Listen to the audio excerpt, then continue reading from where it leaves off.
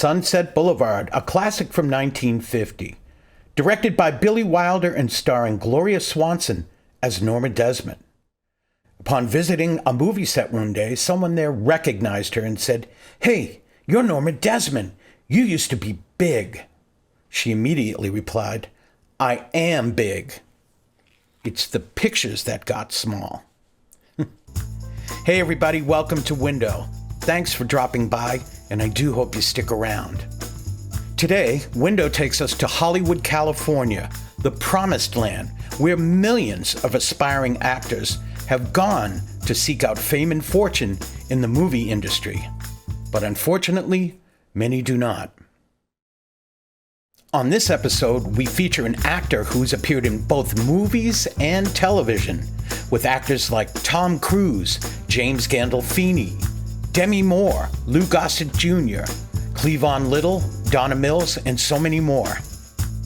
He's a writer, producer, and director of his own movies and award-winning plays. He's been featured in commercials for Levi Strauss, Jack in the Box, and Classico. A musician, an author, a husband, a father, and indeed a true artist. Our person of interest featured on today's episode is actor Paul Carafotes. But right now, I want you to watch this quick documentary I put together about Paul. Don't go away. Stay with me. You're going to love this.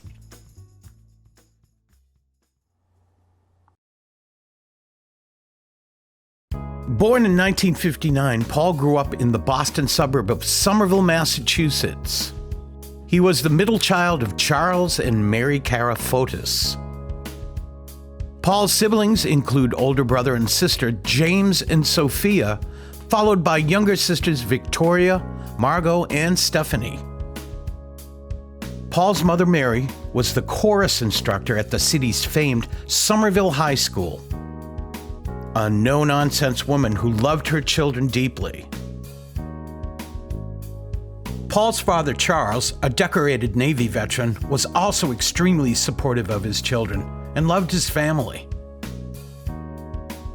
Music was big in the Carafotes household when growing up, and Paul's love for music was highlighted by his intense love for the Beatles. Even today, if you mention the Beatles to Paul, there's a good chance you will hear a story or two about the band and probably get a serenade of his favorite songs from the Fab Four. Like so many that grew up as teenagers in the 1970s, Paul was trying to find that certain thing that would bring him happiness and direction. He learned to play piano and guitar and was also a good singer. Another trait that Paul often exhibited was his comedic, sharp-talking, quick-responding personality. All of this was to pave the way for what was to come. Paul decided to take a shot at another possible path to happiness. Acting was always sort of a daydream fantasy that he had. It was 1977, and Paul auditioned for the Somerville High School spring musical, Sugar, which was the inspiration for the movie Some Like It Hot. Paul auditioned for the part Tony Curtis would become famous for and won the part overwhelmingly. The play was a huge success for the school and indeed a turning point for Paul. Somerville High's late beloved teacher Ken Lonergan, who choreographed the play, realized that Paul's amazing performance could only mean one thing.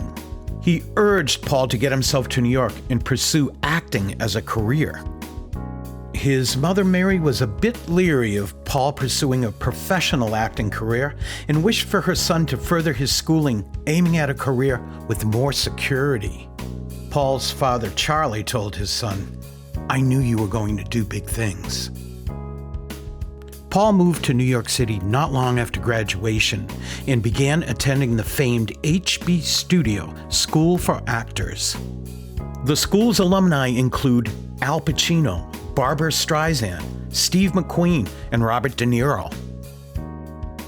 Within 18 months of moving to New York, Paul landed a starring role in his first movie, 20th Century Fox 1980 release of Headin For Broadway. Paul would play Ralph Morelli, a young dancer trying to make it on Broadway. Paul would also be joined by fellow actors Rex Smith, Terry Treese, and Vivian Reed. Back home in Somerville, the entire Carafotes family attended the opening of Headin For Broadway at the famed Boston Sanctuary Theater, one of the many nationwide theaters selected for the movie's release. Paul, hoping to attend along with his family, was unable to get there due to a sudden strike of the nation's air traffic controllers. The success of Headin For Broadway led to Paul's next starring role, which included actress Demi Moore in the 1981 film Choices. Paul plays John Carluccio, a popular and talented high school student who has it all, until the school's doctor discovers the boy is partially deaf and has him cut from the football team. 1983 brought Paul another huge opportunity when 20th Century Fox appeared again with a role that would make Paul a huge star. The movie All the Right Moves, directed by Michael Chapman, would tell a story of a student seeking a college football scholarship to escape the doldrums of a small Pennsylvania town. Paul's audition and test for the part was hailed as one of the best the casting directors had ever seen. Another actor who was flying high with the success of his movie Risky Business also was offered the part, and as luck would have it, the starring role of the movie was given to Tom Cruise. But because of Paul's great audition, the writers wrote an additional part for Paul as the tough, wisecracking Vinnie Salvucci. Paul's dad and brother Jimmy visited the set and would be one of the cast and crew's favorite guests. We'll let Paul tell us more about all of this. In 1989, back home in Massachusetts, Somerville's esteemed mayor, Eugene Brune, presented Paul with Somerville's Outstanding Citizen Award and the key to the city. Not a bad accomplishment for a young actor from Somerville. Paul's career continued to blossom with his roles in movies including Clan of the Cave Bear, The Ladies Club, Blind Date, Journey to the Center of the Earth, Script Fellas, Mank, Wolves of Savin Hill, The Love Killer, Lonely Hearts, and Fight Club. And acting alongside such notables as Daryl Hannah, Bruce Willis, Kim Basinger, Brad Pitt, Lou Gossett Jr., Joe Mantegna, Paul Sorvino, and John Travolta. In 1993, Paul met a fellow actor who he would become very close friends with. James Gandolfini would star in the 1995 comedy drama Italian Movie, along with Paul playing the part of Filippo. Gandolfini, in 1996, would produce Beyond the Ring, a play that Paul had written about his relationship with his father, who had passed away in 1992. The play would win the LA Drama Critics Award for writing, and also nominate Paul for Best Actor. 2006 brought James Gandolfini back into the fold when he starred in the short film Club Soda, which was written, produced, and directed by Paul.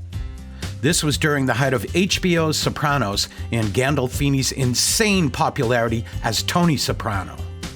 The film is a story of a young man, played by Stephen R. McQueen, and his dream to become a successful actor, but it is all threatened by the poor decisions he makes. Until a mystical figure appears, played by Gandolfini, and pushes the boy to look deep within himself.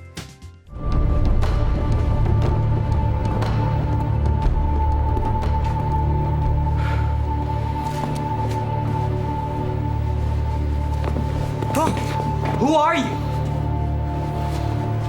It's a long story, kid. Look a little squeezed out. You all right? How'd you get in here? What do you want? You know about the hole? You know, it's a funny thing, holes. I suppose there's a hole in all of us. No matter how much you try to fill it, you never can. So you gotta look inside. You gotta be honest with yourself. Think you can do that, kid?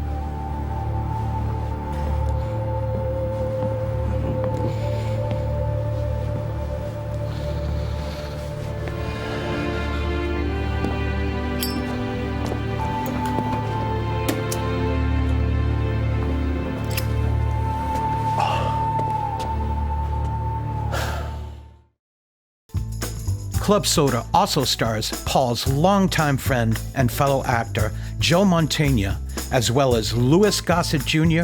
and Michael Rispoli. Here are a few funny outtakes as Paul directs his all-star cast. Stop it! Stop it! Don't hurt her. She didn't do it. You see a motherfucker come through there, BAM! That best suits are funny. I guess.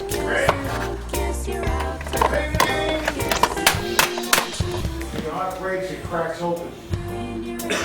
Still wrong. After you say we're all your friends. Action.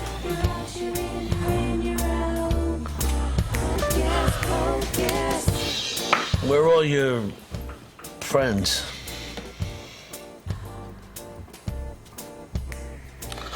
I don't think I can say that. Hold on, I'll try. Hold on. Give me a minute. Cut it a minute.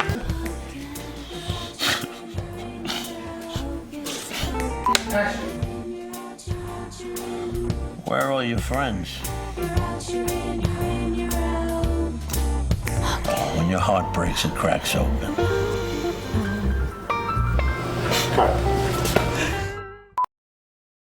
Club Soda went on to win all sorts of awards, including Beverly Hills Film Festival's Best Short, Audience Award, and Best Dramatic Short.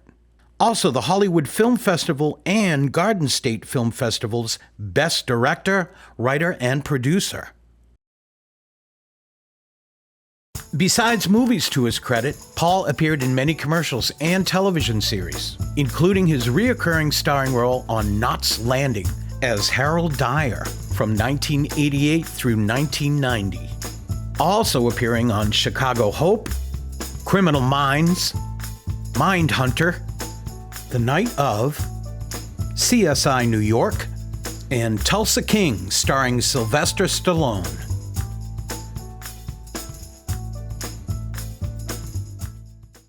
In 2007, life changed dramatically for Paul with the birth of his son Charlie. Having a son would point Paul in a direction he would cherish more than anything he'd accomplished through acting. Raising the boy during Charlie's first years, Paul came up with an idea to write an animated series titled The Adventures of Charlie Bubbles. Paul created Charlie Bubbles to inspire his son to read and to also instill in him a love for reading. The series would eventually include original songs written and recorded by Paul and Charlie. Come and meet Charlie Bubbles and play. They say this boy is happy every day. Every day. When he gets in any trouble, he blows this magic bubble. I think this bubble boy is on his way. On his way. Please help. A non-profit charity was established for the project, books were created and distributed, and as of today, The Adventures of Charlie Bubbles has helped thousands of kids achieve the love of reading. He blows another bubble. I think this bubble boy is here to stay. Here to stay. Today, Paul lives in California with his wife Tonya Ann, daughter Gianna, and son Charlie, and continues his plight as one of our great actors, and certainly one of our cherished persons of interest featured here on Window. Fantastic.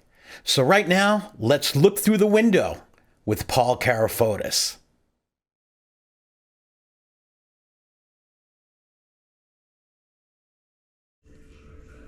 Oh, it's recording. Hello, people. The window into the Paul Carafotes experience, ladies and gentlemen. Just received the package from Mr. Stefanelli. And I turned it on. I got it on the sticky. Get the little stick. I can maneuver around. Here I am in my. There's the family there. Yes. Okay. Well, this is cool because tomorrow I got a podcast to do in the morning, and then I have the Hollywood show. So I'm going to be doing autographs with the girl that played Olivia in Knots Landing. So there'll be lots of celebrities. So this will be interesting because maybe I can roam around and shoot. Yes. Okay. So how does this shut off now? Well, good morning. I'm headed off to a meditation meeting at a place called New York Park. I got my coffee. Do you know that I never drank any coffee until I was 58 years old? There's the homestead. My little garden where I plant. I got some peppers, I got tomatoes, I got herbs. I got strawberries over there, lemon tree. It's nice. See, stay in school, get your education. You too could have a lemon tree. All right, so here I am at the park, getting my chair out of my trunk. I keep Charlie Bubbles, which is a series of children's books I wrote about Charlie, my son. So we got, first book, second book, which is Charlie Bubbles, The Smartsville, The Epic. We have one in Spanish, Carlitos Burbujas. What else I got here? Oh, I got Charlie's book. Charlie wrote a book during the pandemic. I gave him a task, and he wrote about our little dog, Xena. This book is Charlie Bubbles, Xena the Great. And I think I got the Christmas book in here too somewhere. So I keep these in the back in my trunk, and when I'm at the park or some places, we go to a restaurant. And there's little kids, as part of what we do with Charlie Bubbles Cares for Kids, which is a nonprofit foundation, we give books to children that we run into. People contact me at charliebubbles.com, and they teachers request books for kids at school. We go to preschools, we sing. We have a CD called Sing with Charlie Bubbles, where I've written a bunch of songs with a couple other guys. So we're going to have a little meditation meeting. We're here at New York Park. We get together on Fridays, very early in the morning. It's like 6:30. So we're sitting here waiting for the other fellas to show up, and then we're going to have a little meditation to clear our minds and our souls and get one with God. That's what we do here. Is our third member of our little meditation group just showed up. He rides his bike. Me, I drive. Oh. I don't know if you can use any of this, but I'm trying to grow tomatoes. It's hot. It's cold. I'm growing tomatoes. I got 6 big. Yeah. Well, they're little cherry tomatoes. Oh, okay. Which I don't like. I mean, I like them, but I want to get the bigger tomatoes. But for some reason, when I send her down to the place to get them, she comes back with the little cherry tomatoes. Yeah. I think she's trying to tell me something. We're going to go to Burbank to the Marriott Hotel where we're doing the Hollywood show. There'll be a lot of celebrities signing autographs. I'll be with some of the people from Knots Landing. And, a day in the life. Ooh, a Beatles song.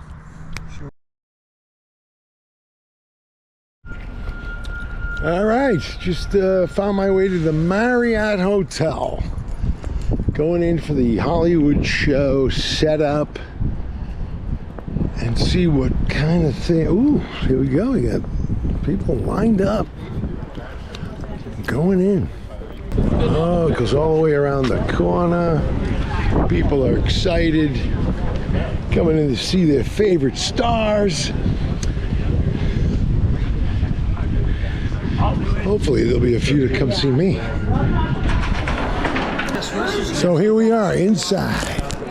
Take a look around. We got people. Jerry Mathers. Oh, leave it to Beaver. And here we are, folks. And here's the setup. Oh, Hal Linden, Sean Connery, and Michael Dante, and Paul Carafotes, Tonya, Crowe, Claudia, Lonow. We're here, folks. So, I'm going to set up. Here's my stuff. Let's just take a look around, see what we got. I mean, people get really into this, you know? Look at this. Hello. How you doing? Good, how you doing? All right. I got some T-shirts and some caps and some photos. William. And then I just let him go. Paul Carafotes, how are you? Good to see you. I'm sorry to interrupt. Hey, How are you? whatever. I'm great. Last time I saw you was with Gandolfini. Our old pal James. Wow, yeah, that was a while ago. Good to see you. I'm over here, so I'll pop over. all right. There you go, Billy Baldwin. Well, I get lost though, so now I got to go back around. Oh, no, we're right here. All right. Here we go. All right, I'll check in after I get set up. Say hello. Here we are at the Hollywood show. We're gonna make some money. I gotta keep the score of my favorite baseball team. As you can see, I have it on my phone. All the pictures, different movies, all the right moves, Mantegna, Tulsa King. This is Emmanuel from Zemini. Hello, say hi to Zemini.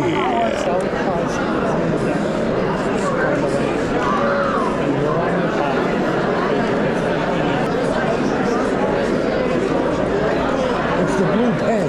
It's the left end of it. Yeah. All right, this is Rick. Where are you from, Rick? Brooklyn. He's from Brooklyn, of course. Here's a movie I made in 1984. 86. It's 86. You see, Rick knows. It's called The Ladies Club. And in this movie, I had to play a rapist. And after this movie opened, my brother said to me, when he went to go, it opened in New Jersey or Pittsburgh or someplace, perfect place for this movie. However, he called me after the movie and said, don't ever take a part like this again. And I never have. I'll take you around. He's Jerry Mathers right there.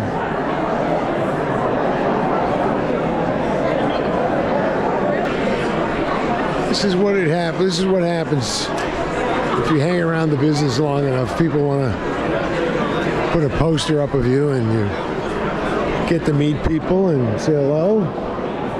It's pretty nice.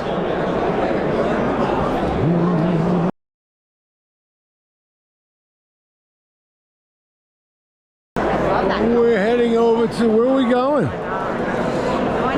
We're going to the panel.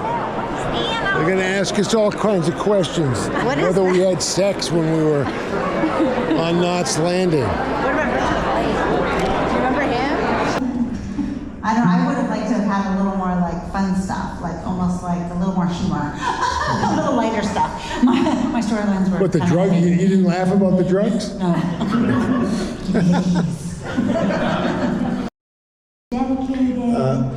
I hate to interrupt you, but I do have a little story about Michelle. When I would always have a scene with Michelle during rehearsals would circle you. She would walk around me. And I kept saying, what the hell is she doing? And finally it dawned on me. I just said, Michelle, do you want to be on the left side? And she said, oh, Paul, you're the only one that understands me. Because, you know, in actors, we have a good side, a bad side. Not me, but others. My favorite time of any picture. That's for my son. He loves that movie, Ferris Bueller. What's that? I gotta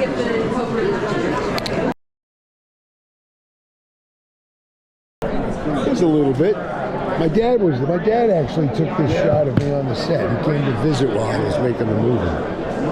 Great memories. He was a fantastic guy. I mean, everybody loved him. I'd go to bed.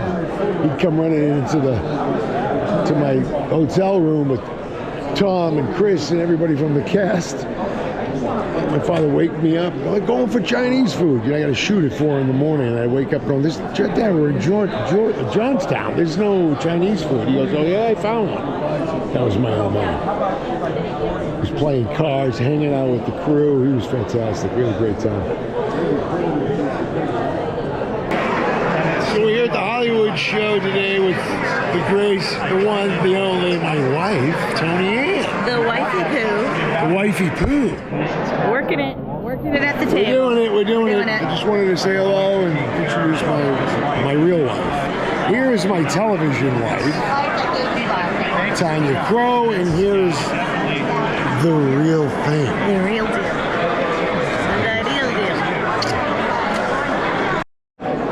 Okay, so now here we have Samantha. Hi. All right, Samantha, there you go. Hi. Hi, Samantha. Samantha drew a picture of me. Yeah. This is what it's all about, the fans. Yes, it is. All right. And being kind and thoughtful. Well, that's the book. That's my books, Charlie Bubbles. Helpful, loving, and kind. Yes. All right.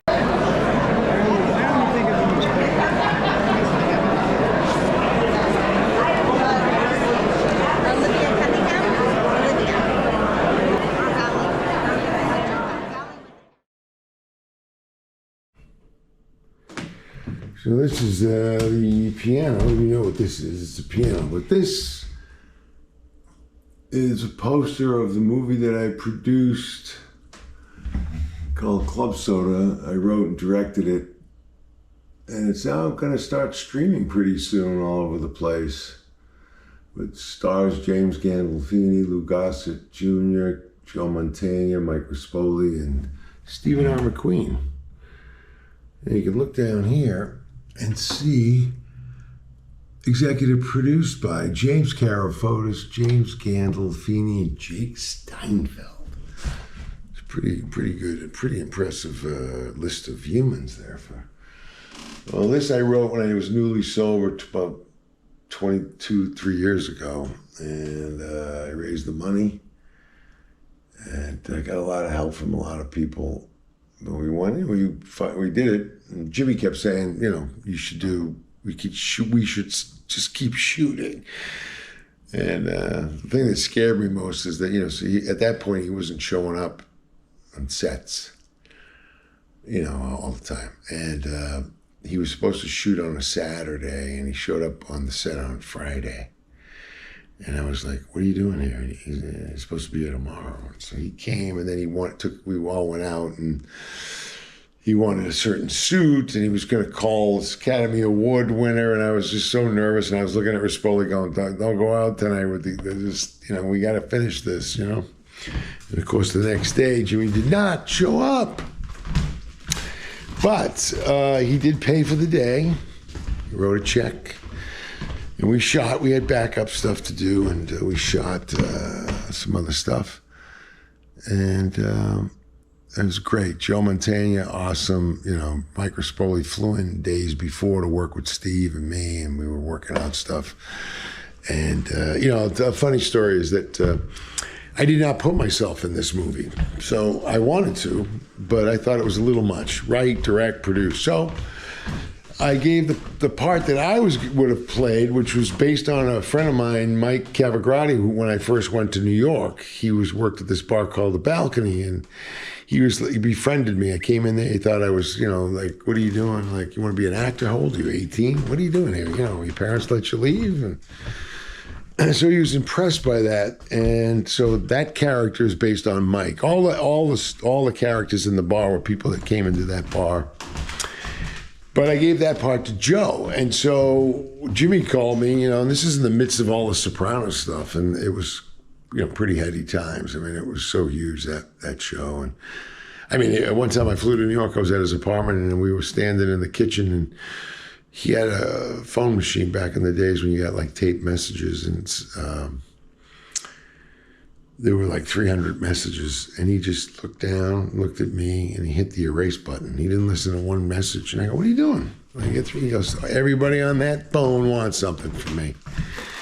Anyway, so back to doing the movie. So he had agreed to do it, and he then was calling from New York going, "What's the character? What am I doing? When do I have to be there?" And he says, "I don't know if I can make it now. I don't know if..." I said, "Listen, money's spent. Places have been rented.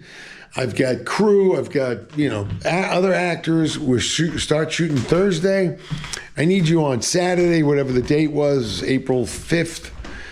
If you're not here, I'm giving your part to Joe Mantegna." That's all I needed to say. Jimmy goes, "Joe Mantegna? Wait a minute, you're gonna give my part to Joe Mantegna?" I said, "Yeah." I said, "I can't fuck around. I'm making a movie here. We gotta go." Well, he came. Anyway, that's that.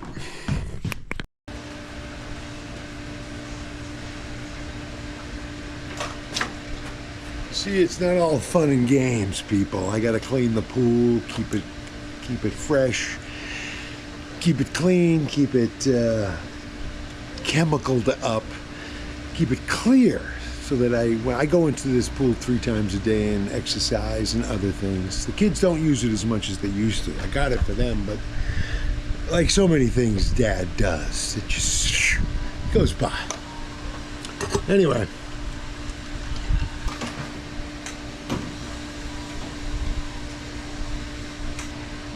Good. Now I do a little watering. I got plants, I got vegetables, some watering. And we got these little green things here. I don't know what the hell that is. We keep changing certain things out every year because the sunshine, it's June now, and it's all what we have in California is called June gloom. That means it's an overcast marine layer. It comes in and covers the whole place. It stays pretty cool, cloudy, misty sometimes. And then the sun, by 10 o'clock, 11 o'clock, as you can see, it's a beautiful sunny day. And say hi, Spark. Say boo, boo, boo. That's Sparky. That's my mother-in-law's dog, who no longer wants to stay with Mother and wants to be with me. Follows me everywhere.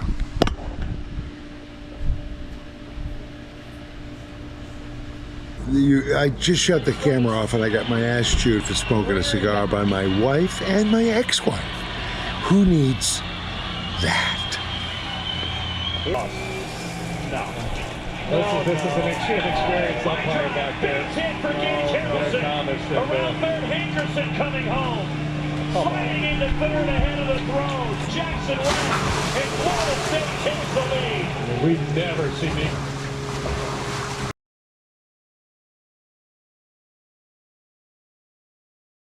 Yes, these are my favorite nuts. Oh, these are my favorite nuts, actually. I was just going to say. Besides you mean these, and them. Please, let's get Giannis to show.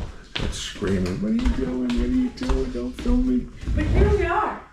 No, don't get her because she's... Oh, yeah. Oh my God, stop. Oh! This is private property. You do not have the right to film without my consent. Yeah, you hear that? You hear what I have to put up with? Private property.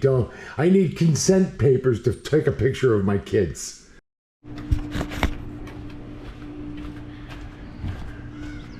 Getting ready for the party for the boys' graduation. It's all happening. A couple of the actors I became friendly with on Tulsa King, Lou Silver and Steve Darren, we've become like this little trio. And we talk to each other quite a lot. And I got a call today, and everybody's trying to figure out what's happening with our characters on Tulsa King. We play these mob captains, that were Vince. Vince's character came to find out if he could whack Chicky. And then they did it in Tulsa, they did it instead of New York, getting permission. one of the characters there, Benavwaka. Can't even say his name. I have trouble with. Anyway, so he whacked him. So that was odd because I thought that might somehow come back to us, but you never know what's going to happen in the television world. This is my life, for 40 some odd years now, 45 years. You just don't know. You do something, you hope for the best. You start every project, hoping it's going to be a success. Everybody's pumped up. And then you wait and see what happens. I remember sitting with Danny Klein, the bass player from Geils. My brother was the beer distributor at Fenway back in the mid-'70s, late '70s. And when I went off to New York, I made my first movie 18 months after being in New York, right? So came back, the movie was opening in Boston on May 23rd, 1980. And I got, Danny wanted to meet me, so my brother brought me over to Danny's place, and he had a couple gold records on the wall, and he asked me what I thought about, the success that's coming. And then he pointed to the first gold record on the wall, and he said, see, that was our first gold record. That was easy. It's all the other ones that get tough. And I thought that he was trying to tell me that the first movie was easy. It wasn't easy, but I now know, looking back, what he meant. That the first one is relatively easy compared to when you get into the game and you got to go through, the movie comes out, whatever the politics are, the regimes changed the studios, and Headin For Broadway was kind of a, more or less used to just book the theaters for Empire Strikes Back, which I understand of a business standpoint. You got a movie that's, going to get hundreds of millions. Why waste time with 4 young hopefuls trying to make it on Broadway? But this happened several times. I mean, even All the Right Moves, Tom's coming off of doing Risky Business, big hit. And the next movie coming out, that Risky was like in June, released in June. This was coming out like in October. And that didn't do much business either. I mean, it's made a lot, many more people have seen it since it was in the theaters, like on television, VHSs when that was a thing, then DVDs and all that. But, it plays every year, several times during football season, during the Super Bowl. In fact, they used a little bit on the Super Bowl, Tom and I. So I'm going to say, see ya. Wait for the guests to arrive. I probably have to have a shower and clean up. Sam, get the camera over. Alex, one drop down. Silas, come over a little more. Yeah, love it. Come on over. Oh, yeah, this is my girl. No. Come over. I want you to say hello. No. You come in here. This is my beautiful baby right here. Oh, we got a camera. Gianna, say hello. Say hello. She says hello. She's shy. They are. Yet she wants to be an actress. Oh, wait. Oh. That was stupid, but whatever. Smile. Cool. You're on Well, camera. I think we want to take pictures just like with the parents and the kids before Trevor leaves. You might be on camera. Okay, moms, get with your boys.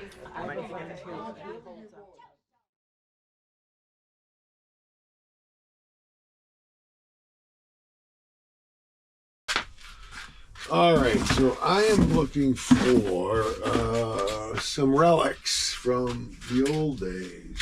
One of these boxes. Oh my gosh, look at this, right off the, Headin For Broadway. This is the script, the original script. And it was just called Broadway at the time.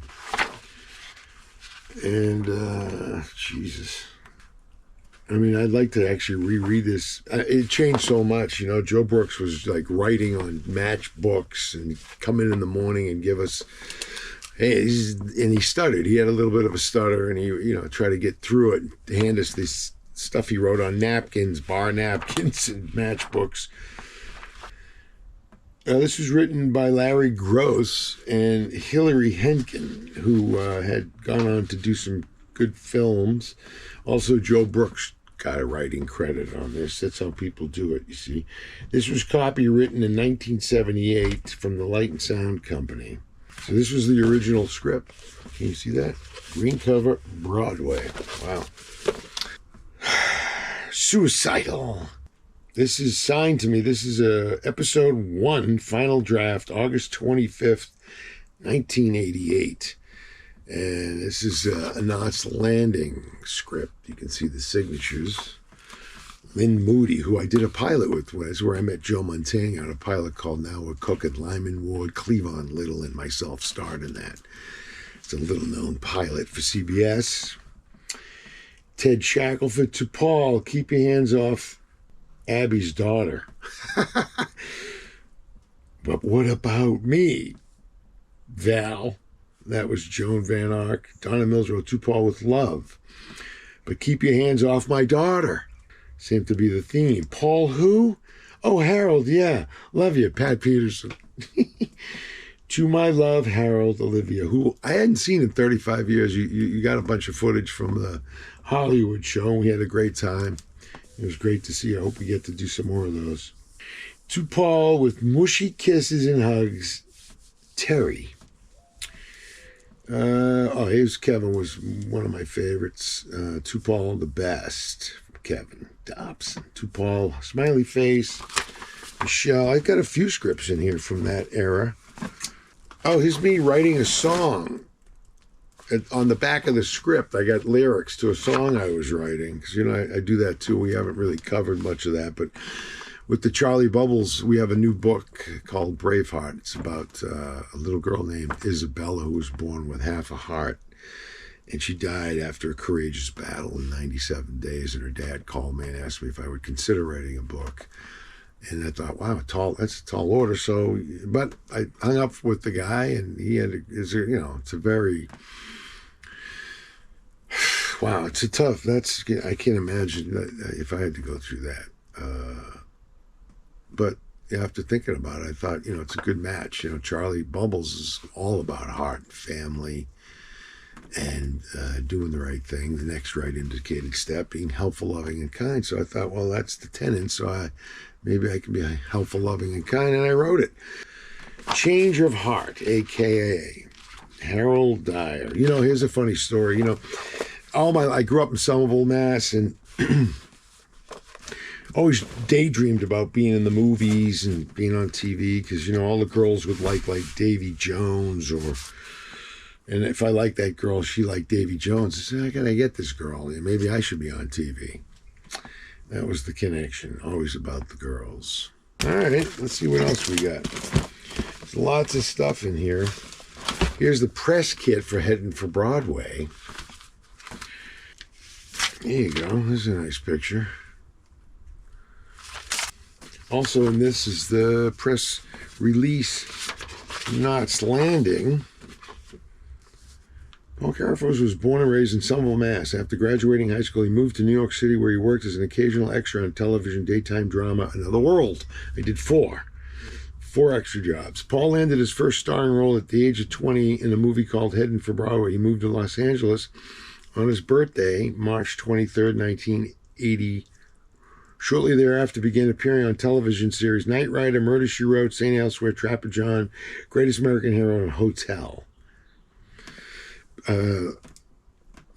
Paul's additional film credits is Choices with Demi Moore. He cast Demi as his girlfriend, and that started her career. Journey to the Center of the Earth. That was a movie I did in 88. It was a remake of Journey, which I actually beat out Jim Carrey for that role. Then ran into Jim Carrey about a year later at the St. James Club, and he came up to me and said, "Did you get that part?" And I was like bartending. I said, a lot of good it did me. He was a big star, and I was back behind the bar.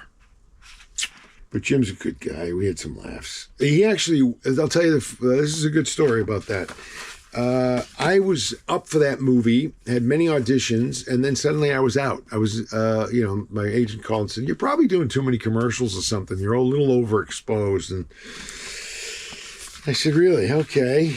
This is Hollywood, they're trying to figure out what you're not doing, and you're working, and that's not good enough, And I did a commercial for Kodak that actually appeared on the Academy Awards. It was like I won an Academy Award the next day. I mean, the people's reaction to it was incredible.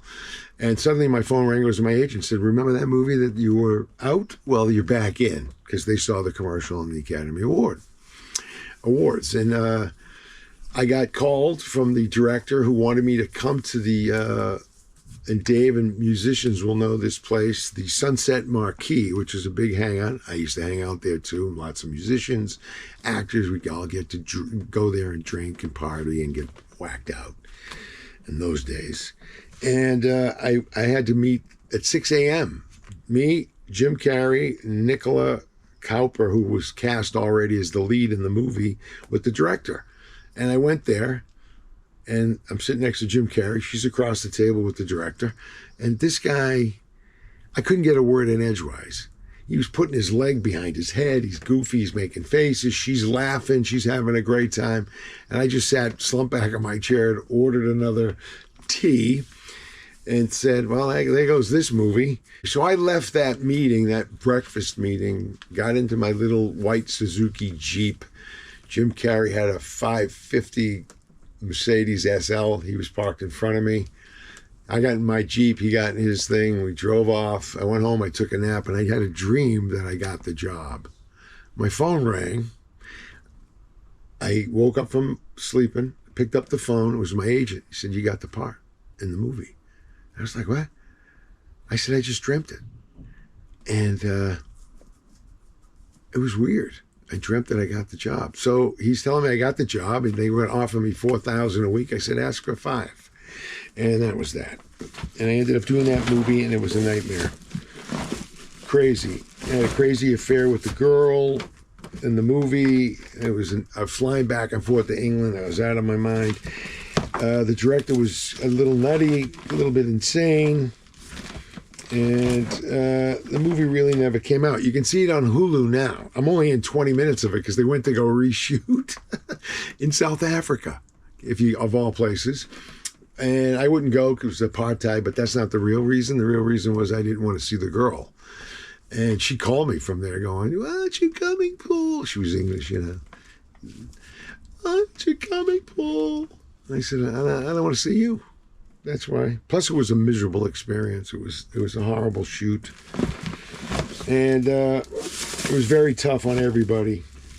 More scripts. What else do we got? There's that story. So I'm reminiscing, and it's evoking.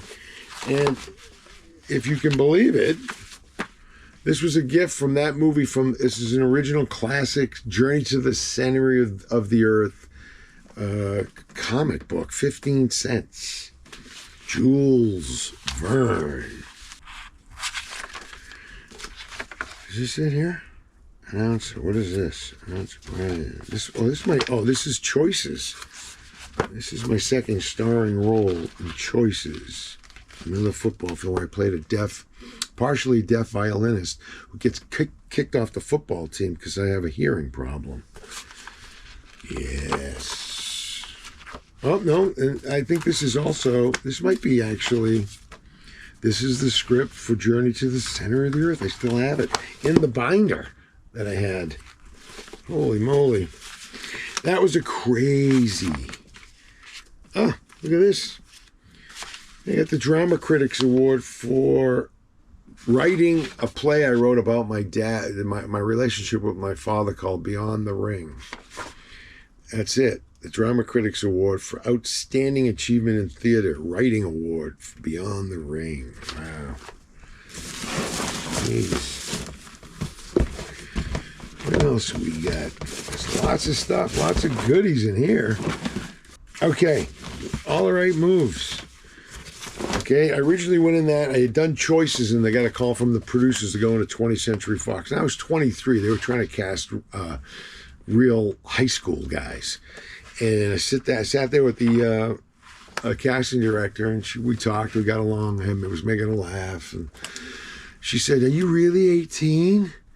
And I said, "Yeah, well, yeah." I reached into my pocket, to pull out I said, "Here's my license." And she said, "Oh, no, that's okay." And I met with the director and producer. Steve Deutsch was the producer of that. And Michael Chapman was his first time directing. He was a great cinematographer, DP. He had done Raging Bull, Godfather. I mean, so many. The list is endless. You can look him up. He's one of the great cinematographers. And he was directing. That was his first directorial. And I met with them, and they loved me. And I left that meeting, and I went home, and my agent called saying, "It's the greatest feedback we've ever got on an actor. You're going to get this job." And I was pumped because starring role, 20th Century Fox, an A film, you know, a real movie, real Hollywood movie. And then about 2 days later, I got a call saying, "Nope, we're going to go with Tom Cruise, who had a big hit called Risky Business." And the way they fought for me, and they wanted me, but Fox just wouldn't relent. They would not acquiesce to the producer and the director. So 3 weeks after that, my phone, I was like vacuuming. I was in this like crazy state. I'm vacuuming my apartment. My phone rings. I pick it up. It's my agent. He says, "Sit down." "Are you sitting down?" I said, "No, I'm not sitting down." He says, "Well, you better sit down." I said, "I don't want to sit down." And he says, "No, sit down. I got something I want to tell you." So I sit down. And he says, "Remember that movie, Saturday's Child?" Which is now All the Right Moves. I said, "Yeah, I remember it." He said, "Well, they've written a role for you. It's called Vinnie Salfucci. And you're going to go to Georgia. They offered you not enough. Good salary. But they offered me the part. They wrote it for me. 7 weeks in Johnstown, Pennsylvania, with a week of football. And I was on the plane flying to, it's crazy how the life works, right? It's just wild. If something's meant for you, it won't pass you by. And I was flying into Pennsylvania, and I was on the plane with Stephen Deutsch, the producer, and he said to me, "Your agents didn't even try to get you more money. What the hell? We had you budgeted for $5,000 a week." And I said, "Yeah." He said, "Yeah, they didn't even ask." So they actually did a great thing, and I'll hand it to them. And they loved me. It's a great project. Tom did not want to shoot any scenes with me. He said this wasn't in the original script. In the Vooch, and I have it here. He's right. It's not in the original script. Saturday's Child. Monday's Child is fair of face. Tuesday's Child is full of grace. Wednesday's Child is in the know. Thursday's Child has far to go. Friday's Child is loving and giving. Saturday's Child works hard for its living. And you know what? It's been a hard, long road here in the old Tinseltown, but we've come through it. Oh my God. Clan of the Cave Bear. Working with Daryl Hannah. Now, the great thing about that movie was I got to hang out with Jackson Browne and play Beatles songs in the bar. That was fantastic. Michael Chapman directed that as well. That was his next movie after All the Right Moves. And unfortunately, he drove him back to being a DP. Oh my God. There's some pictures. Scrapbook. Oh my goodness. Look at this. Old girlfriends, letters. Oh my God. Here's a letter from my dad. Do we dare open it and read it? March 25th, I don't know, it's got the stamp over it. Looks like 1980. I lived on Beechwood Drive. That's where Demi Moore climbed up the fire escape to get into my apartment on the eve of her wedding. I'm sure you've heard that story. Yeah. Oh, there's another thing from my dad. He's got a big star around my name, and he says up in the corner, "Hey, that's my son." I miss my pops. He was the greatest. He loved coming to sets, visiting me on sets. He came to All the Right Moves. He showed up in a lot of places. Oh, there's a picture of me, my father, and my sisters. There's all my beautiful sisters. Sophia, Margot, Stephanie, Victoria. Oh, yeah. Sophia showed up last night. We had a party last night for Charlie's graduation. My cousin Kathy and Sophia came, took an Uber, came to visit. We were wiped out at the end of the day. It's been a long weekend. Here's a letter from my sister Vicky. My dear brother Paul, it's been quite some time since I last talked to you or written. You know me, Paul, when I get in the mood to write, forget about it. Novel action. the truth of the matter is, it's usually like read a book time, a day for every 2 days in the classroom. Well, I forgot one being here today, so lots of interesting events have taken place in the past week or so. I thought I'd let you and humor you a bit of my immediate past with a letter from this long overdue. To start with, one night about 2 weeks ago, I had to get out of bed to get Stephanie from work. Paul, let me tell you, I was pissed.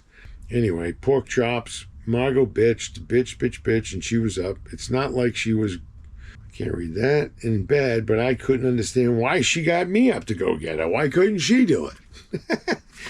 Oh my God, I'm going to sit down and read all these things. She's in her 4th grade classroom at Winter Hill Community School, and she wrote this on May 10th, 1983. I'm so glad I kept this stuff. And thanks, Dave, for letting me go through this, because this was your suggestion to go through the old, if I could find this stuff.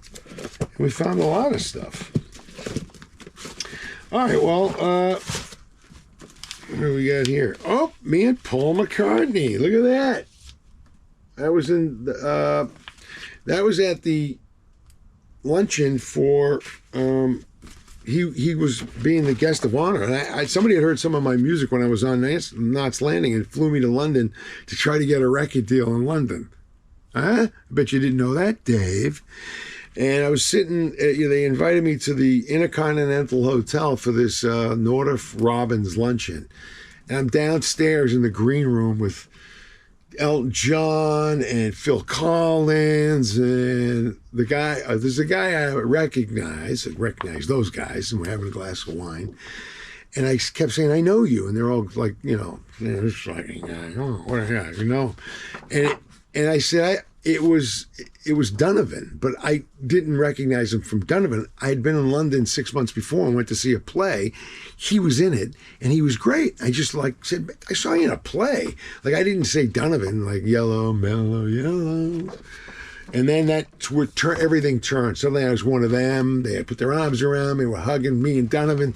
Then I look up on the tote board and it says, it's seating at table 1, Paul McCartney. And I got this shock of electricity through it. And those of you that know me know I'm a huge Beatle fan. And I met George Martin a week before at the St. James Club, which is reoccurring in my life, back in West Hollywood.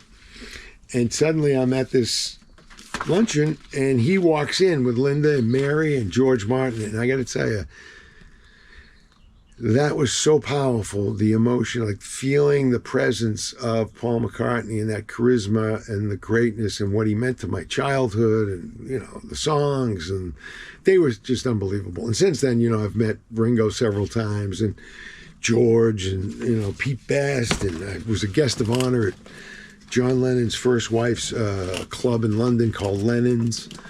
But that moment when Paul McCartney walked into that room, and I couldn't say it, they kept teasing me to go say hello to him. And I kept walking by his table. He'd look up at me and I'd just go, and I'd keep passing. I'd go out and buy some raffle tickets, come back around, have another glass of wine, getting that liquid courage. I'd get up, I'd walk by him, same thing. He'd look up at me, I'd go, keep going.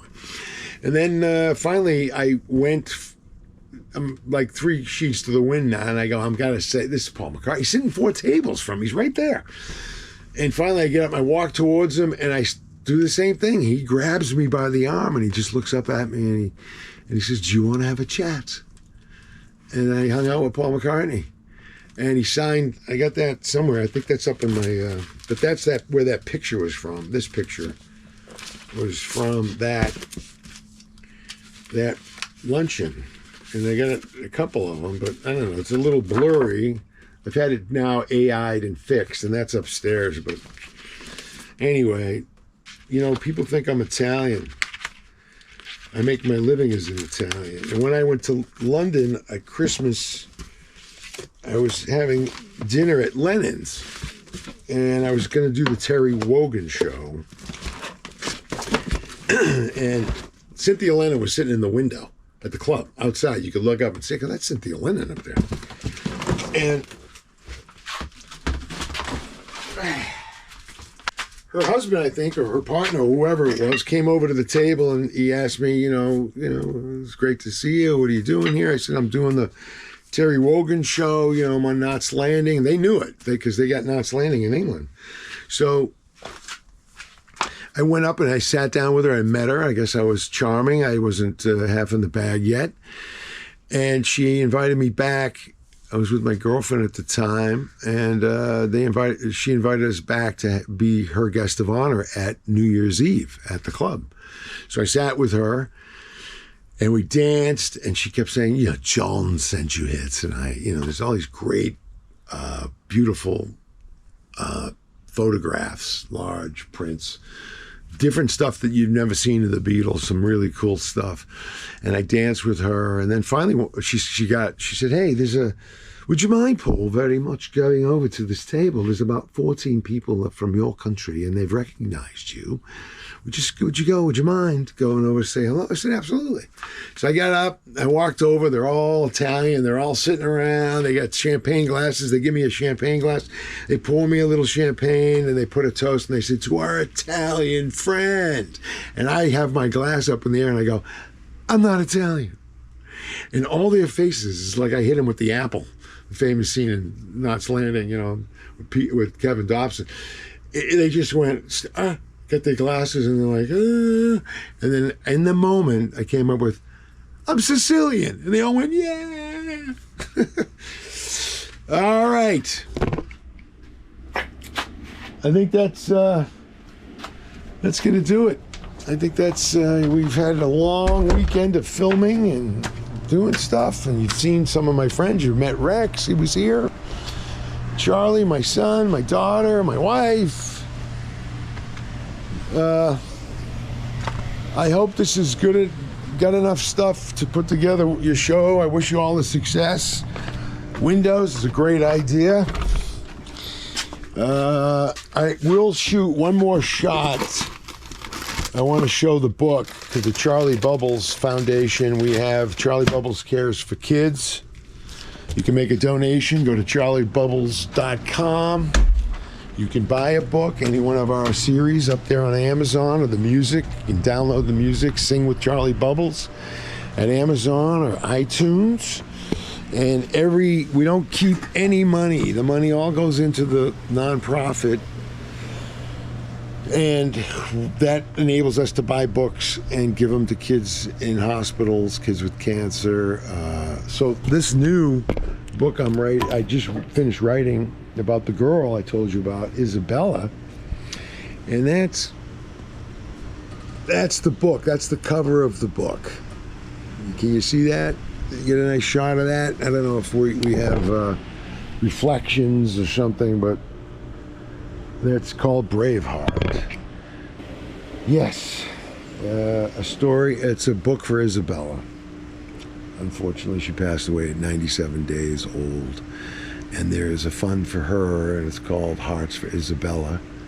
Hence Braveheart, because that girl she exhibited a lot of courage, tremendous amount of courage, and fought for her life for 97 days. So we have a tribute book I've written, and hopefully you'll see that soon. Remember, Charlie Bubbles, charliebubbles.com. The Victory Cigar, a job well done. Thanks, everybody. Good luck. Wow. Fantastic window block from Paul. He's quite a character.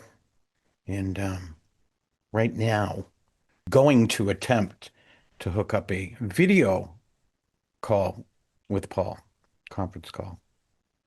This should be fun. Hello, Mr. Stefanelli from Window on video call from Mr. Carafotes. Will you accept, please? No. Oh, God. Dave, is this Dave Stefanelli, Mr. Stefanelli? Here we are. We called him Steph. That's what we... And we called you Fotis. I still call you Fotis. All those years ago. Fotis, yeah. Fotes, the brothers called me Fotes. All the boys from Western Junior High School, shout out to them. Kevin Harris, Kevin Battle, all the boys. Chianese, Mr. Carafotes. Go on, see? It's the only Greek I know, but I figured I'd spring it on. Yeah, you know feta. Come on, you can say it. Feta cheese. I love feta cheese. Yeah, see? We're all a little Greek down deep. Some of those Kalamata olives, Yes, you may remember Pasticcio, them. moussaka. To my house, she had, feta and calamata, dolmas. It was the food was always there. You know what we used to do? We used to get the French bread, slice of watermelon, especially because it's summertime now. Put a nice slice of watermelon in there with a big slice of feta cheese. It was like a feta cheese watermelon. This leads me to a question I wanted to ask you. You've been out in Hollywood for quite some time now, and you come back every now and then. Do you miss some of the cultural things like the Greek foods? Are you out there? Do you cook? Well, I mean, my son was just at St. Sophia's summer camp as a counselor this year. So, we have St. Sophia's Cathedral downtown, which I've gone to. We've gone to many times since I've arrived in LA. So I dabble in and out. I'm not a devout, go every Sunday. I don't do that. So, I have another program I'm a member of, and that's pretty spiritual. So, I kind of do a combination, but I really dig that my son is into it. He likes to go to the church. He likes to go to those camps. He's Greek. What can I say? Fantastic. He's like a Boston Greek, even though he was born in Hollywood. My kid was born in Hollywood on Sunset Boulevard. The process of you getting a role, what does it entail? Like, it starts with your agent. Does your agent field these offers and then say to themselves, "Ooh, my client Paul would be good for this," or do they specifically request you? What happens? That's the ultimate goal. The specifically being requested as an actor is the ultimate goal, because the worst part of acting is I used to think this way anyway, is the audition, because you were initially full of fear, nervous, fearful, but you learn there's a technique. There's certain things you can do in an audition that sort of you can go to, and that'll sort of get you through that you did okay. For me, mostly I like the meetings, like you go in and meet the producers. And I always did very well, bang up job on those. Yeah. And I learned how to do certain things. Like it was the way I walked into the room.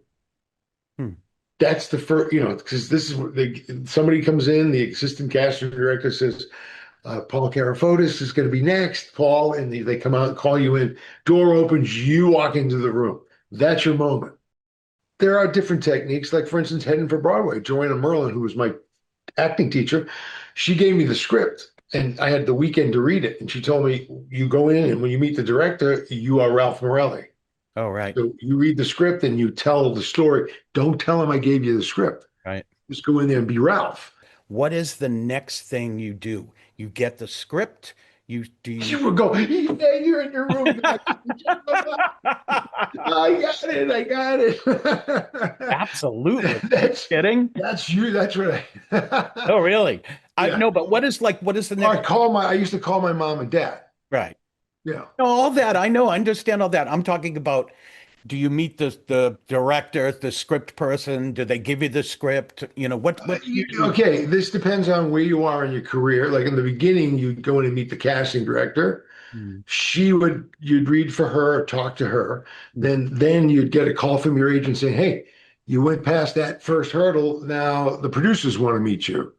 So you'd go in and you meet the producers. And, sometimes these take 4, then you'd have a reading, and then you'd leave and you think you did really well. That's usually, when you'd leave. Like sometimes I said, I shit the bed on that one, man.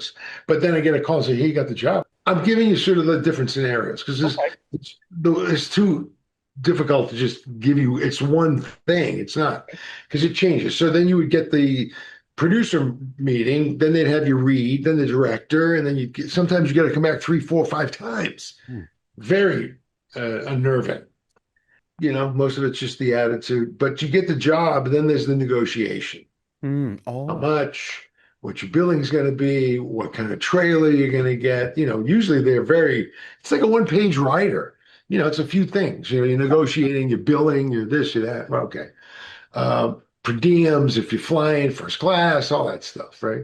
Used to be automatic. At SAG, you got certain that they already had negotiated it's in the union. But, with every job, like for instance, Knots Landing, first time I did Knots Landing, I got $500 for the show. Yeah. I mean, I'm just coming off starring in a movie and I got $500, but John Aprea, who played my uncle on the show, we became friends on that. And every time we had been brought back for the next show, I always called and said, I want 750. And so I'd get 750, get a bump. And then I'd come to the set and John go, what'd you get? How much you get? I got 750. Go right to the phone, call his agent. Hey, the kid got 750. I want 750. And then you go the next show, you get the 1,000. Then, Yeah. I mean, eventually on Knots Landing, I think I was up to like 7,500 a show before they gave me a contract. And then it changes.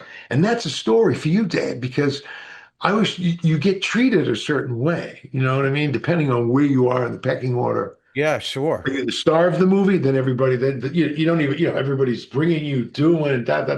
So when I started, like, say, for instance, Knots Landing, the second assistant, was always up my ass, barking at me. I had to bring in my own suits in the first couple of shows.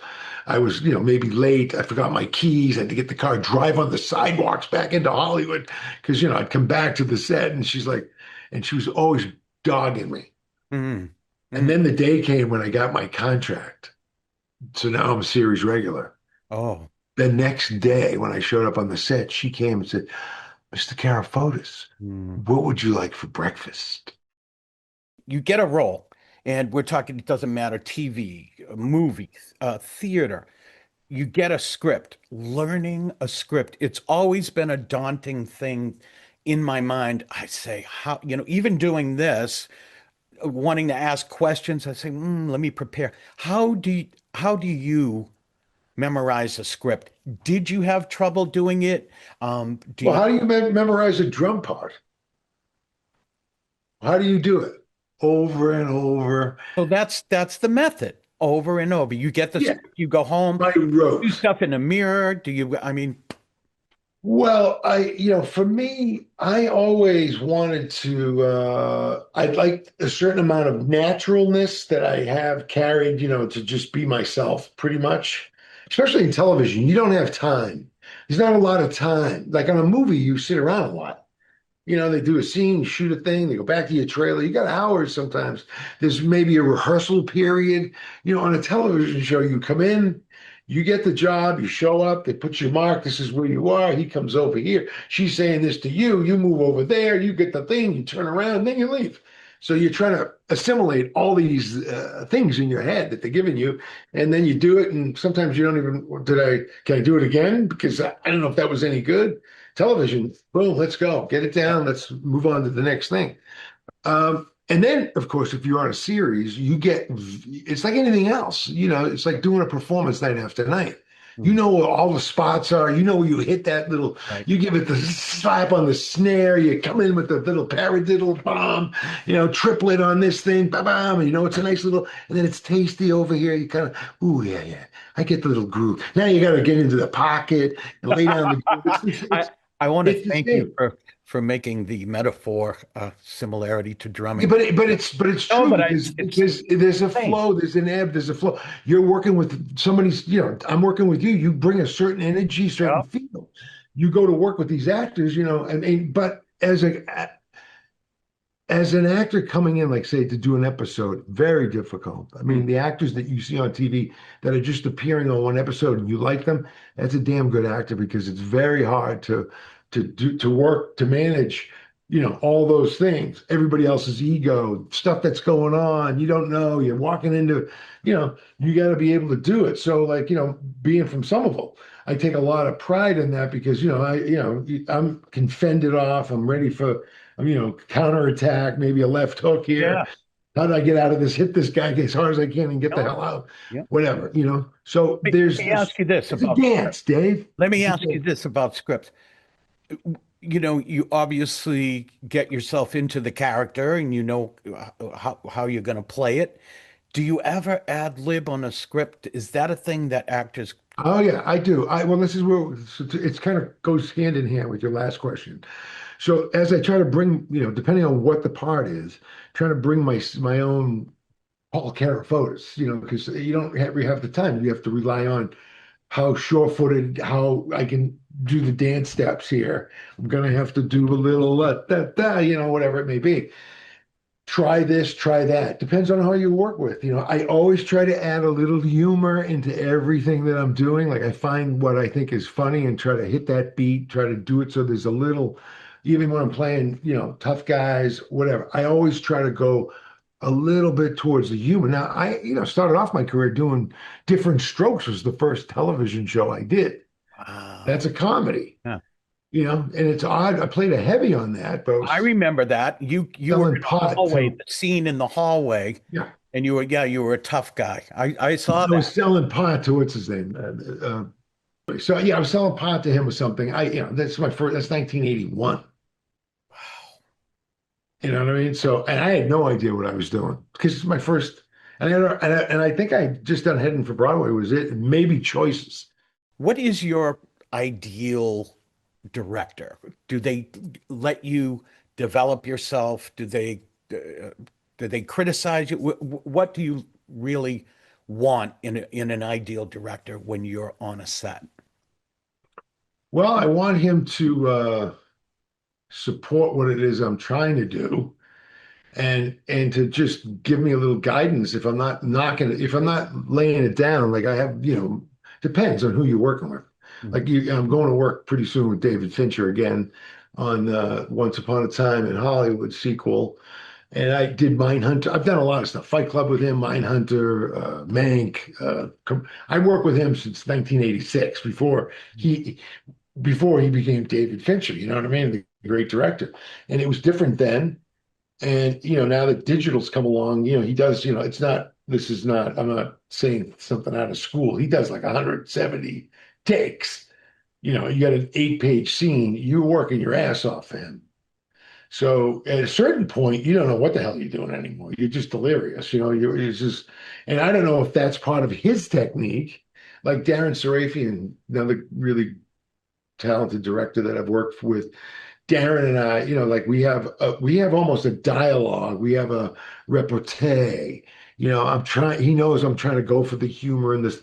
And he'll let me do stuff, and then he'll go, "Okay, Paul, take 20 minutes out of it and do it again." You know what I mean? Because some guys give you freedom, and then say that was really good. That was really good. Take the rest of it out. Let's just just do one straight. Give me one. I think you saw in Club Soda, the thing I wrote, produced, has a lot of tremendously talented actors in it. Gandolfini, you got him, Joe Mantegna, Lou Gossett. You let them. I go, all right, let's go. You let them go. Let's see what they're going to do. Now, specifically Joe, because I had all those guys they were playing, except Jimmy's character, which was the spirit and the ghost of the story. That was the guide, the spiritual guide for me, the kid that's playing me. Mm-hmm.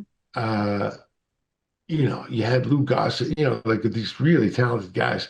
So I really let a lot of stuff go, and then I would do it again, and then just let me. This is a lot because I'm in my mind. They're real people. They're the people I knew at that time in my life. So there's certain things I wanted to try to, because it's just what I saw. Mm-hmm. So I wanted them to sort of hit that beat or that mark.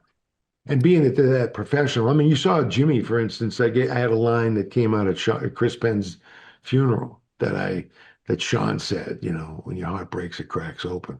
Right. I took that line, I put it in the script, and I gave it to Jimmy, and he didn't want to say it.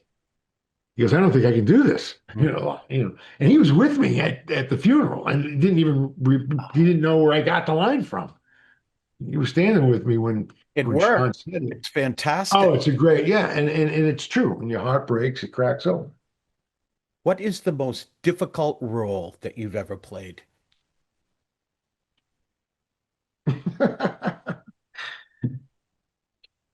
Well, Dave, Headin For Broadway was very difficult because I had to learn how to dance in a very short amount of time.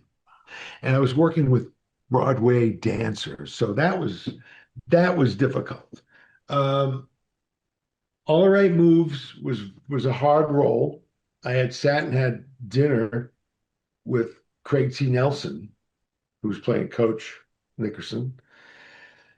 He was the senior member of the acting corps on the movie, and I had, I think, done more than most. You know, Tom and I think I had done a little bit. We probably had done about the same amount of work, but I didn't know because they had written that role for me, the Vinnie Salvucci character, and I had no, you know, because he just comes in. It's almost like plot of, you know, he comes in, he does something, he's getting arrested, he's fumbling the football, he's, you know, he's got the big Schwanstuffer, you know, he's getting rods in class, at the typing class. I don't know. So that was difficult because I didn't know what I was doing. I had to make up that character because it wasn't really connected to anything in the script. They just inserted that. So that was hard. And I went to Craig saying, I had notes, you know, because it's from acting school. You know, I'm like, where's the character from? What's happened to him? Who is he? What is he? Where is he? What's going on in him? So I'm reading all this to Craig, and Craig goes, "All right, stop. That's it. That's enough of that because see, you're working way too hard, and I don't know what you're. I don't do this. Don't you know?" He freaked out, and I was like, "Wow, okay." So I that was difficult in that sense because I never felt connected. Right, but that's why you're such a good actor because you do bring the reality of your experience. I mean, each job, Dave, has its own set of difficulties, like, you know, choices to learn the violin and to learn it right-handed. Oh, I'm a lefty. That's right. So I had to learn how to play right-handed, and I actually learned how to play those songs. I wanted to ask you this. Would you rather play a hero or sort of a tough guy? Or a zero? A hero or a zero. I like that. Would you rather play a hero or a villain, or does it not matter to you? Well, the villains are the best to play because you have something to play. When you're playing the hero, you're trying to, you know what I mean? You're reacting to everybody. You know what I mean? You're sort of they're following you through the story, and then you have all these other entities like flying in, and like for instance, Vinnie Salvucci tested it in Fox, the highest testing of any character in a movie Fox had up until that time. People wanted to know more about Vinnie Salvucci. So they were trying to get more money to go back and reshoot and add some stuff. Wow. And Fox said this is a Tom Cruise movie, not a Paul Carafotes movie. So that was the end of that. So that kind of thing. Okay. So you just don't know what's going to happen, how it's going to happen. You just keep plugging. You know, here I am, 66. I don't know how many, you know, how long we're going to be here. You're just a kid. It's just a kid. This is from my little friend Dave Stefanelli. That's right. Drummer from Xenophone that I was trying to get in this band when I was 14. Okay, so I want to jump over to Knots Landing, and I mean it was a great character, but I want to just talk about a specific scene, and it's the apple scene with Kevin Dobson, who we know as Cracker, right? On Kojak. So that scene, I mean, it's pretty. That scene got me my contract. Well, I mean, up until that time, I think I had done 11 shows. They had brought me back 11 times. With no contract. No contract. But they kept giving me, I kept asking for the bumps, getting the bump. Right? So now they're going to give me the big contract. But that was a lot due to Kevin. And also because, you know, Dave, I had no fear. I didn't really know what Knots Landing was. It's not that I didn't care. It was like I considered, you know, I was doing television and I really wanted to be in the movies. And so, you know what I mean? I had a different perspective of what it was. And the thing that I came to find out on that show is they were all great actors. And the writing was top notch. I think I held a little bit of a little resentment because it was called a soap opera, and I never considered that show a soap opera, but I guess it really was. Yeah. However, to me, the caliber of the actors, the caliber of the writing, the way they did the show was top notch. How did that scene go down, though? How do you rehearse a scene like that? I mean, okay, so you get the script and you're looking at it, and it says that I am eating eggs, and I knock the eggs off the table. Okay. So to tell you the truth, my friend, I had a buddy of mine that always wanted to be an actor. One of the first guys I met when I came to Hollywood, it was Ray Latulippe, an Italian guy with a French last name, Latulip. Okay. I would sometimes use him to go over the scenes with. And he said to me, you should throw the eggs in his face. I said, really? I said, I don't know if it, he said, no, you've already changed scenes. Up until that point, I had always added stuff, and they were always the directors, because the guest directors too on those serials, on those shows, you got guest actors, guest directors. They come in, then they go do another show somewhere else. So everybody's sort of buzzing around, and nobody's really. So they're asking like, do you have a contract? They based everything on like that's where the power comes. Right. So I didn't. And I didn't care. I was free of this whole thing. I was very grateful to get the next job. They were paying me a little bit more money, and by the 11th show, I'm making nice money. However, okay, so I go to Kevin on the morning of the shoot, and I say, "Hey, Kevin, got an idea. This says eggs. It says eggs." And I throw it off the table. I said, "I'm going to chew on an apple, and I'm going to take the apple out of my mouth. I don't want to spit the apple out yet." He goes, he's looking at me, huh? Spit it at me. I go, take it out of my hand and I'll throw it in your face. And he goes, I like that. So Kevin was that generous of an actor that he let me do that. Yeah. And I'll never forget, they would come down and watch me shoot my scenes, some of the cast. And so I'm doing that. Everyone's like, wow, this guy's like crazy, that I'm taking this kind of like balls to do this. But I'll never forget driving back on the lot and the creator, David Jacobs, he was coming out of the screening room and they must have just watched that scene. And he saw me and he's like, oh, you, he goes, you, that was unbelievable. And then he disappears. I go to my trailer and my phone rings and it's my agent saying they want to offer you a contract. Do you have I know this is a tough question, but do you have an absolute favorite movie that you've been in or a television show you've been in? Is it like Okay, Tulsa King, which is just on.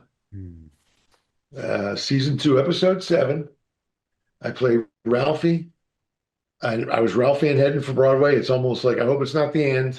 I come full circle. I started off as Ralph Morelli, and now I was Ralphie in this show. I really liked the actors, and I thought the scene was really well written. It was a 5-page scene, and we got to, that was great. All the guys, Lou Silver, Bobby Costanzo, Steve, Darren, all the guys who were in the scene with me. And of course, the kid that's starring on the show, Vince, it was wonderful. We had a great time. We knocked it out of the ballpark. And I thought the scene this is one of the better scenes for me. So having said that, going through my career, I did an episode of Hotel that I was the casting. There's a casting breakdown that comes out. So at the show, on the series Hotel, a movie company was moving into the hotel, shooting a movie there. And Stuart Granger, who's on the show, that episode, was an old Hollywood actor who's now a drunk. And the guys at the hotel, so the character was, I was going to be playing the director. The breakdown came out and said that they're looking for a Francis Coppola lookalike. I didn't look anything like Francis Coppola. Okay. I was, first of all, about 300 pounds lighter. I couldn't grow a beard if I wanted to. I had a full head of hair at that time. And I told my agent, I'm not going in on this. I'm never going to. He said, shut up, Paul, just go. Will you please, Paul, do me a favor, will you? Go. So I went, and I go show up at Universal, and there's 20 guys that are 400 pounds, beards, and this me. I'm walking in here, and I'm thinking, hey, guys, anybody want a donut? And the star of that show was James Brolin, Josh Brolin's dad. Marcus Welby, MD. Yes. And I went in to do the reading, and I had, I just couldn't do it seriously. Because I just brought into the meeting. I got the producers meeting, and he's directing the episode, Mr. Brolin, and did a great job. And I just started fooling around because I started making him laugh in the audition, and I got the job. And not only did I get the job, but it was one of my favorite roles. Like, to watch me working, that's 1985, maybe. Like I really dug what I was doing there. So that would be like one of the top. Being a musician, sometimes stuff that I've recorded and some time goes by and I listen back and I go, geez, I wish I did this on that. Oh Or yeah. I wish it, does that happen to you with acting in different Yeah. that you revisit later? Sometimes it happens almost immediately. After you shoot the scene, you go, oh, why didn't I, because I mean, I do work on it a lot, like whatever I'm working on. And I try to, especially like, you're always trying to bring little bits and stuff that you can do and then you have to leave a part of that open for the other, input. Like a musician, you're listening to the bass player, the drummer's got to be locked in with the bass player. You got to, there's many different ways to achieve it. But yes, most times I am left with, I wished why didn't I do that? Or Yeah. I should have done this. Or Always critical of oneself. So time goes by. You've been involved in so many successful things, and things always come to you. Do you ever say, "Ugh, I am done with this," and then all of a sudden, Tulsa King comes knocking, oh yeah, well that was one of those. and you've That got was one of those. I was at the, I mean, it's happened to me 50 times in my career. yeah. That's it. I'm finished. I'm walking away. I mean, Every job. after every job, pretty much. So, it's like, because, like say, part of like what happened to me, my journey was I started a movie like right out of the chute, kind of. So it for as wonderful as that was, looking back now, it probably did me somewhat of a disservice because, they were sending limousines to pick me up in Spanish Harlem to take me to the set. You get sort of like in this mindset of that this is, the way it's always going to be. And no, it's not. And of course you're expecting because people are telling you you're going to be this thing, and then the movie comes out and disappears, and you're not. You're a snail. You go crawling back to your little shell there, and you go from Beverly Hills into your apartment in Hollywood. You know what I'm saying? You keep going, you keep going the other way. So yes, it's very difficult to maintain the wonderful optimism and confidence I had as a very young lad when I first went to New York going, I'm gonna make it. So I am a big fan of this actor, and you were on, I believe, the show Damages with him, Dominic Chianese, and Oh yeah, everyone knows him as Uncle Junior from The from The Sopranos. I know him from being Johnny Ola in Godfather 2, Godfather 2. but in in Justice for All. Anyway, I think it was the Damages show where he comes. I used to make him. I want you to tell the story of what he said to you when you were a little dismayed about being 60, whatever you were, and 52. 52, sorry. Is that the show that you were doing, Damages, where he comes on the subway? It's a wonderful scene. And that show was, it was more or less a gift. That was like through my relationship with Jimmy. I got cast before Dominic got cast in it, and it was supposed to be Ron, the director, Opie. Ron Howard. Ron Howard was originally supposed to play that role, but at that time it was the first time I was away from Charlie, and I went in just after Thanksgiving, and I was there till just before Christmas. So that was like the longest period of time, and that was bad.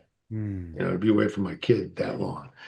My relationship with his mom was not doing too well. We were, probably on our way to getting divorced. It was just not. It was great to have that job. It was great to be in New York. In fact, Jimmy gave me his office to stay in because this was like they weren't paying.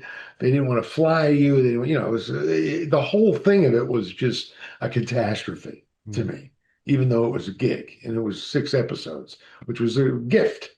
All right, so I'm sitting in my trailer. And I must have looked blue and down, and my door was open in the trailer, and all of a sudden Dominic's at my doorway. He's like passing the door. He takes a peek in. He keeps walking, comes back. He sees me. He's looking at me. He's looking at me. He goes, "Kid, what's the matter with you? I didn't make it till I was 65." And then he just kept walking.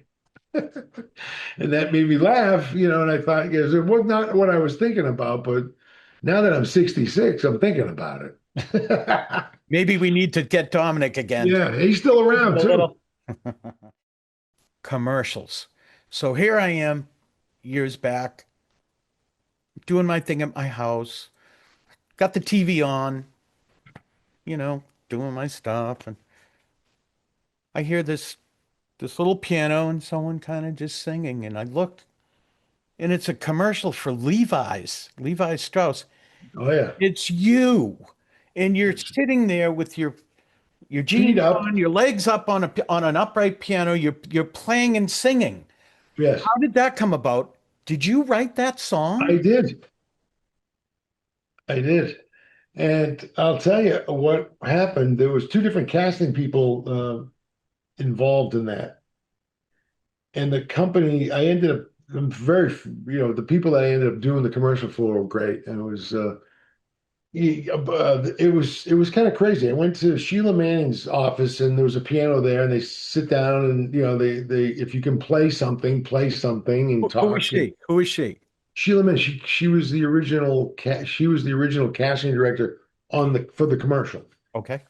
And then it switched and went over to Smile, I think was the company, and my darling English buddy Graham Henman directed that. And on the day we shot that up in the Hollywood Hills, like in a great old house. And I had written it. So when I went to his place to do it, I had this little song. It was one of the first songs I had written. We haven't been together long, make a good old song. Become one of my favorite things. I just wrote this one. We haven't been together long, just like a good old song. Become one of my favorite things. Even though you never know to look at you, you're good as old. My pre-wars Levi's jeans, you're good as old. My pre-wars Levi's jeans. And the best part of that was the laugh at the end. Yeah. That's what sold that whole thing. I'm a big Carol Burnett fan, and I find that I'm researching, you know what I'm going to say. I'm researching you, and I see this Carol Burnett clip. And for those of you who know Carol Burnett's show, she would do an opening, and let's light up the audience and take some questions. Explain what happened there. All right. Well, I had two friends of mine that were on the show. That was a brand that was her. They were rebooting her show, her classic, comedy hour. So I was invited down to watch the taping of the show, and my dad was in town. So my dad was sitting next to me when that happened. So she's she's just asking questions, and somebody went up on stage and gave her flowers. Somebody gave her candy, a box of some, whatever. So I'm just sitting there, and I raised my hand and said, "Look, you got the flowers, you got the candy. How'd you like to go to dinner?" Well, you got the kisses, you got the flowers, you got the hugs. How would you like to go to dinner? It's a great offer. Thank you. Oh. That wasn't planned out? No. You weren't hired for that? No. That was just me. Like I said, I went to go watch my friends tape the show. And like you said, she comes out and takes questions from the audience. Yeah, no, that was completely impromptu. I'm so impressed. I thought it was like, oh, we'll plant him in the audience and, It was just completely impromptu, off the cuff. In fact, we went out after. I remember going to Shay J's to have a couple of cocktails, me, my dad, Chris Barnes, and who else was on that show? Bernadette Peters. Who I loved, thought she was just the cutest thing. And she came with us. And Chris was trying to, he was trying to make the moves on her, but nah. The Golden Creek. We've been with Paul Carafotes. He's been fantastic. Paul, you did such a good job. with your window footage when we sent you the camera, and we appreciate it. And this was so fun talking with you. And I know we're going to do this again. And I want to make sure. Yeah, he sent me a camera with 2 batteries, and I sent him the camera back, but I didn't put one of the batteries in the package. I You guess still have the battery?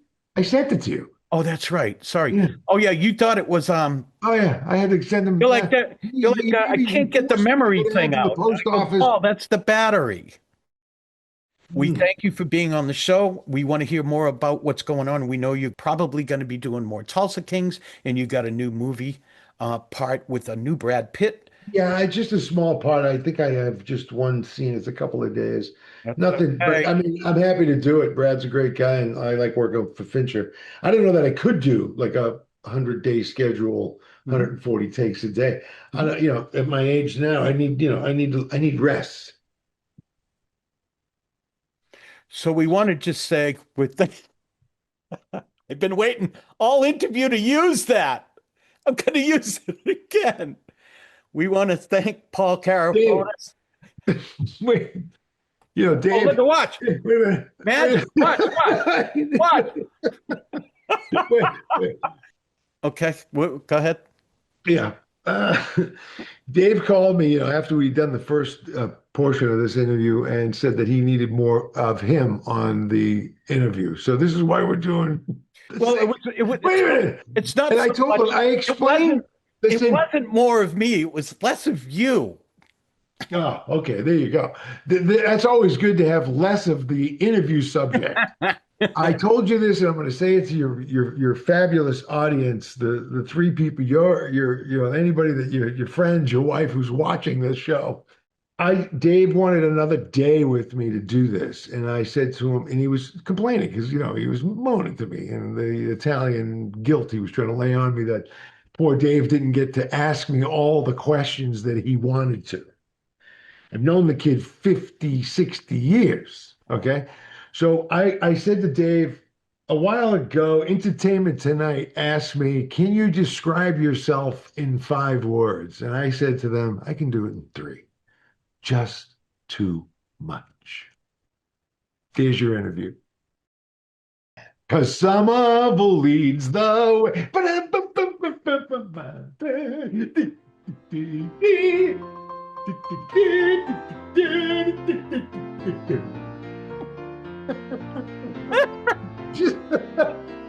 Oh, boy.